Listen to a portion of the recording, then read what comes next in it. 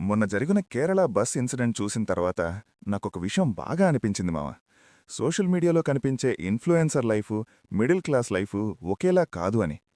వాళ్ళ లైఫ్లో పెద్దగా టెన్షన్స్ ఉండవు, రీచ్ ఉంటుంది, డబ్బుంటుంది, వాళ్ళు ఏం చెప్పినా నిజమనే నమ్మే జనం ఉంటారు. 2-3 రీల్స్, ఒక కొలాబరేషన్తో లైఫ్ ముందుకు పోతుంది. కానీ ఒక సాధారణ మిడిల్ క్లాస్ మనిషి లైఫు అలా కాదు మావా. ఎంత వయసొచ్చినా బయటికి వెళ్లాలంటే ఇంట్లో అనుమతి. కలల్ని పక్కన పెట్టి ఫ్యామిలీ బాధ్యతలు, లోన్లు, అప్పులు, ఆఫీస్ టెన్షన్స్, పొరుగువాళ్ల మాటలు, సమాజంలో పరువు అన్న భారం.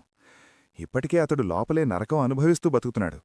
అలాంటి స్థితిలో ఒక ఇన్ఫ్లుయెన్సర్ వచ్చి తన రీచ్తో ఆ మిడిల్ క్లాస్ మనిషిని చెడ్డగా చూపించి నిజం తెలుసుకోకుండా ఆరోపణలు వేస్తే అతడెన్నేళ్లుగా కట్టుకున్న పేరు, క్యారెక్టర్, గౌరవం అన్నీ ఒక్క 30 సెకండ్ల వీడియోతో కూలిపోతాయి.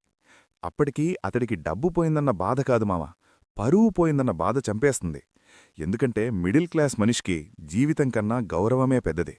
ఇన్ఫ్లుయెన్సర్ లైఫ్లో ఈ ఫీల్ ఉండకపోవచ్చు, కానీ ఒక సాధారణ మనిషి మనసు ఎంత నాజుకో అర్థం చేసుకోవాలి. సోషల్ మీడియాలో ఒక మాట, ఒక వీడియో ఎవరి జీవితాన్ని ఎక్కడికి తీసుకెళ్తుందో మనకు తెలీదు. కాబట్టి మాట్లాడే ముందు, పోస్ట్ చేసే ముందు ఒక్క క్షణం ఆలోచిద్దాం మావా. ఎందుకంటే మన కంటెంట్ ఎవరికైనా చివరి భారంగా మారకూడదు. ఈ వీడియో నీ మనసుకు తాకితే లైక్ చేయమావా. ఇది ఎవ్వర్నీ టార్గెట్ చేయడానికి కాదు, మనమందరం కొంచెం మానవత్వంగా ఉండాలని చెప్పడానికి మాత్రమే.